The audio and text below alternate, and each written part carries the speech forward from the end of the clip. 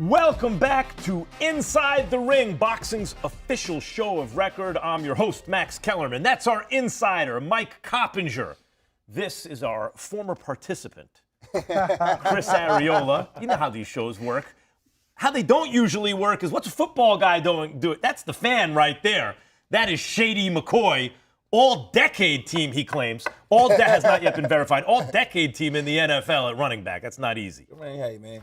Somebody had to do it. All right, guys, it's time for the lead hook. Guys, Joseph Parker takes on Fabio Wardley this Saturday exclusively on DAZN. Joseph Parker has done an excellent job of eliminating other heavyweight contenders from discussion for a title shot. Listen to his last 3 fights. Tell me if you think this is any good.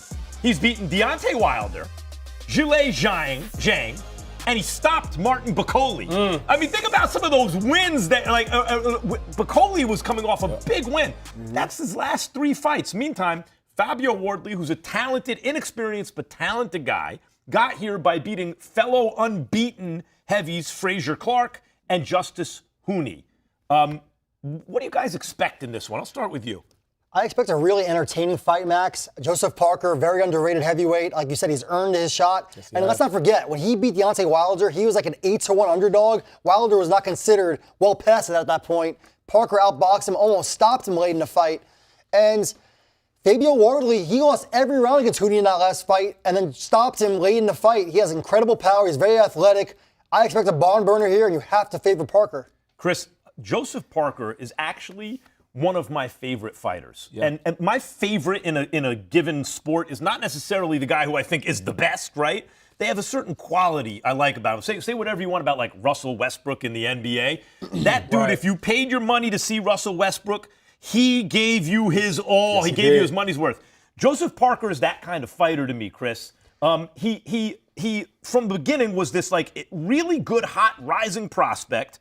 He did not take the easy road. He fought everyone who was there. And even when he lost, it's not like he got overwhelmed. He held his own, and he learned from it and got better and better and better. What are you expecting here? Well, one thing's for sure that Joseph Parker has a lot of good experience, and he came from a good boxing trainer. You know, Coach Barry was a great coach, and he taught him like everything that a heavyweight needs to know. So he has all the tools that a heavyweight needs. But Fabio, he's just that X factor. He has the eliminator, the one that's gonna keep you on your P's and Q's. So it's gonna be a fun fight. But you know, if Parker ain't careful, he's gonna get stopped by Wardley. Okay, before we get to Shady, I want to follow up with you, and I bring this up with you all the time, and I apologize because I forgot the guy's name. But who did you fight? That former football player, he was a high school football player, big athletic guy, looked like Barry Bonds. Seth Mitchell. I don't think it was Seth. He played for USC, right? I don't think it was Seth Mitchell. I fought Seth Mitchell. No, but who dropped you? Travis Walker. Travis Walker. Okay. So I was calling that fight, and I think I made this point on the air. When a really schooled guy with a deep amateur background, fights a guy who's really athletic with those fast twitchies, but he's not as experienced. That was Walker. Yeah. Sometimes the athlete can drop the other guy or hurt the other guy. He dropped you. Yeah, he put me down. His mistake was when you got up, because he doesn't have the same kind of muscle memory as you, he starts to exchange with you, and that's the end of the fight. Then the guy with the amateur background is going to get him. Isn't that what we have here? Even if Wardley hurts him, how can he start exchanging with him? He better finish him. If he hurts him, he better finish him because, like you said, Parker does have that muscle memory that he could easily just counter punch and catch a punch and give it right back to him. So, as I said, like Fabio, once he drops him, he has to jump on him, but he better do it smartly. Yeah. Well, he had a lot of heart though. I would say about Wardley, but I'm going with Parker though. Parker, I told you this before, he's one of my favorites because he can box. He can box with the best, and then he's sneaky, got power though. Yep. Some guys knock guys out. Deontay Wilder, I watched that fight. All my brothers, we were sad about that fight, but he earned it and he won that fight. So I just think if I had to pick somebody, I'm going with Parker. When he was coming up, Parker, fighting local guys, you say he can box, but he looked like Jack Dempsey at times. He was aggressive, beating guys up at times. He is a well-schooled, well-rounded fighter. Very. Like Chris said, Kevin Barry, great trainer. And these Kiwi fighters, Max, they are tough guys. They're crazy. They get in bar fights. Parker right now, you could argue he's in the best stretch of his career. Yeah. And it's not really a coincidence because Parker has been pretty open about it. He had his struggles with alcohol. Now he's alcohol-free.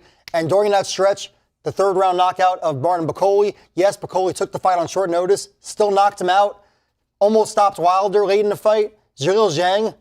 I mean, by the way, Zhang, this is not, nowadays you have to be careful the way you phrase this, but the truth is, like, if you hear a dude is Samoan in the NFL, what does that tell you, right? What does that tell you about his... He gets real low and he's strong. And he's strong, right? Like, that's just a fact of the truth of the matter from that part of the world, right? And Parker's got some of that in him, too, in addition to everything He's a massive human. He's a physically strong fighter, in addition to the fact that he's well-schooled and has... That's the most important thing, that he's very well-schooled, that he stays in the P's and Q's, that he's like you see that, he throws good combinations, you know. Heavyweights don't throw combinations. That's one thing that I had before is throwing combinations. Combinations is always fundamentally the best thing, and especially in the heavyweights. Shit, we only throw 1-2 punches at a time. Yeah, and I think he's super competitive too, though. If you look at his last 3 fights, like it was a point where we thought that what's my man's name? What's the big dude name for the African dude? Bakole? Bakole. Yeah, Bakole, yeah. It was a time of Bakole. Nobody wanted to see him. And then he said, well, step in here. And then when he stepped in there, Parker gave him that work. And that was, and then, you know what I'm saying? By the way, I that love was that. after Zhang, and that was after Wilder.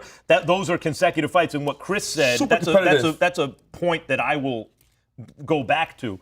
When I see heavyweight prospects, the first thing I'm really looking for, I'm always looking for, as you say you take a drink every time I say it, fast twitchies, right? That's for any athlete. All athletes. Because power thrills, but speed kills, right? Yes. Like that fast twitchy thing. You had that. That's why you were all decade, right? For sure. Well, thank you, I man. mean, Thank you, man. am I lying? Excuse me. Am I lying? Thank you, man. Am I Thank lying? you, man. But you were super twitchy. But I start to look, does the guy throw combinations? Not 1-2s, 4s, 5s, and 6s. Yeah. And Parker coming up could do those things. Right. Harder for him to do that at this level, but he's capable of doing that kind of stuff.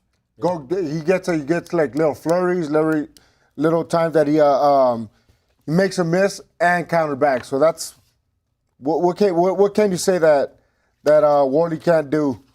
That Parker can't. Yeah, exactly. Wardley is an athletic guy, by the way. He's an athletic Nice guy, size too, yeah. and he can punch, that's for sure. But as Chris said, the trick is, if he gets him hurt, he's got to do one of two things. Either finish him right there or don't engage in an exchange. Because that's when a guy like Parker is most dangerous to an inexperienced fighter. You got to learn to either capitalize on your advantage to end it, or if you can't do that, don't get crazy. Right, and Max, you mentioned that Parker is obviously older now, but again, the confidence. I think we're looking at two guys that are riding high.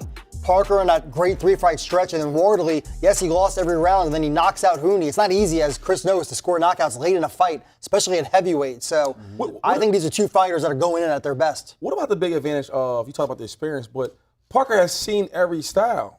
You want to box, you want to be a power puncher, you want to brawl. He's seen it all. So that's why it's hard for me to see him losing, is because he's seen every style you can see.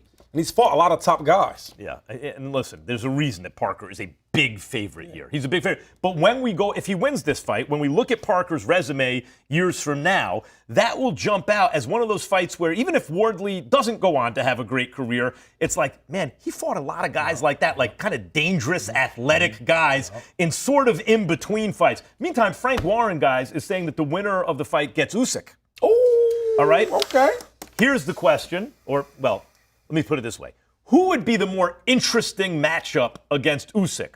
Parker, the guy who everyone believes is the most deserving of all heavyweights for the shot, but who no one is picking to beat Usyk, or a wild card like Wardley, were he to be coming off a Parker win against Usyk, who at least presents something a little different, a little extra punching power, unpredictability. I think it's no question, Max. It's Parker, and it's not just as a fighter, but as a personality. Parker's one of the best interviews in boxing. He has a lot of charisma, and he just makes fun fights. We see the fun videos he does when he calls out fighters. They've gone viral.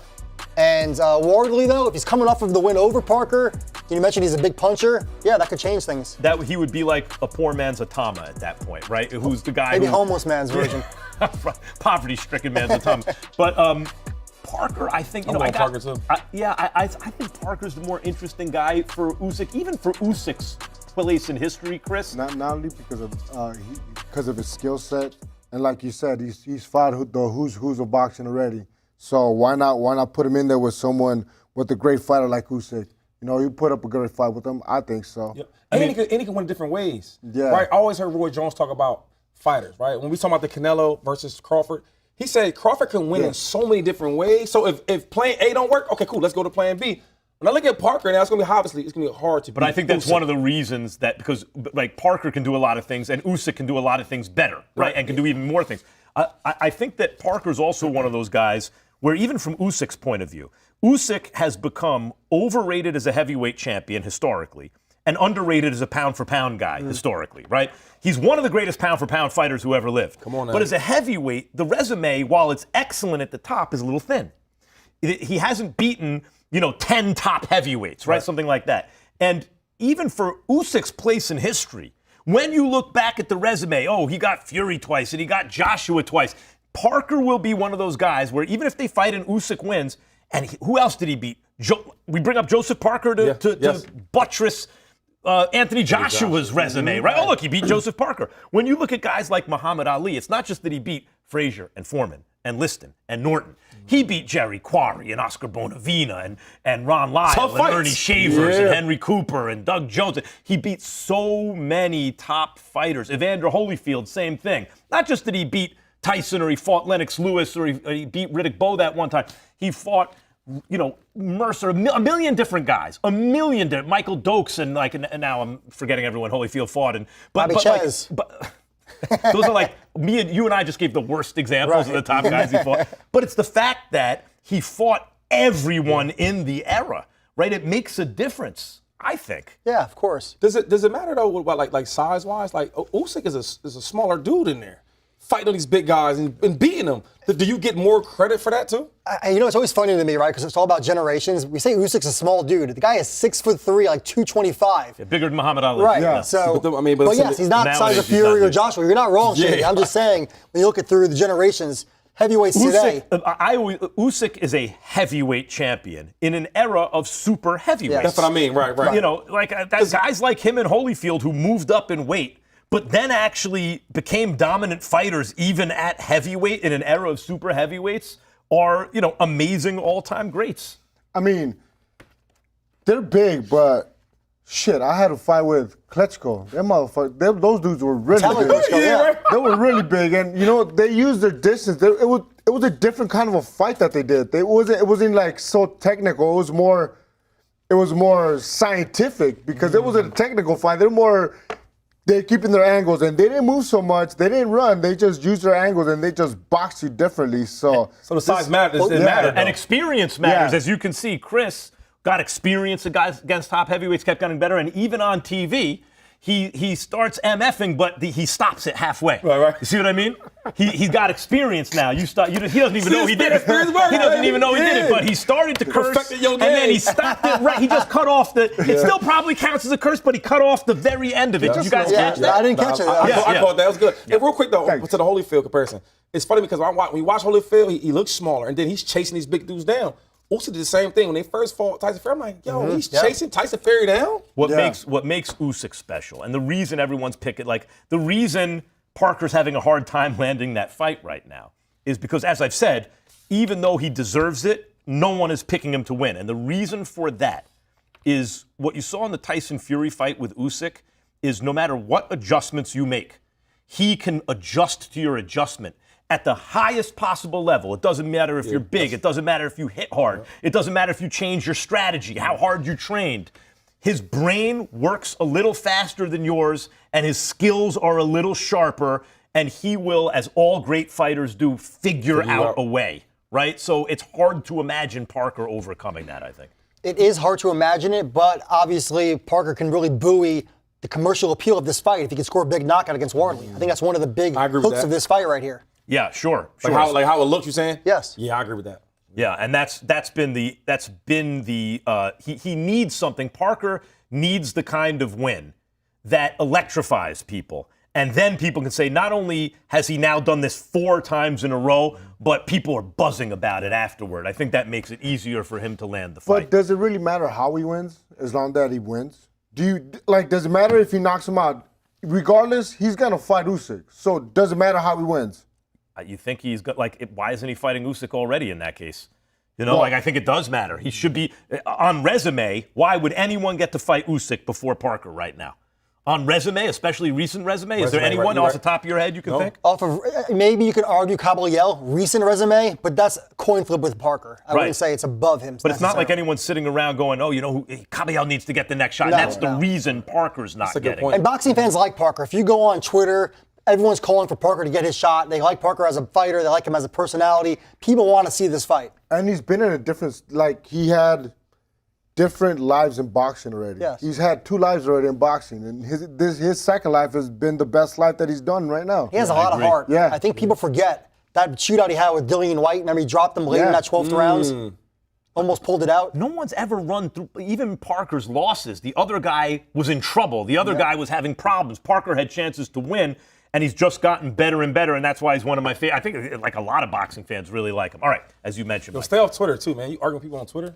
He'll get right in the, listen, never wrestle with pigs. You both get dirty and the pig likes it. Right. Twitter. For those watching on YouTube, head over to DAZN to catch the rest of the show, including my interview with Joseph Parker and Fabio Wardley. Stick around. This is Inside the Ring.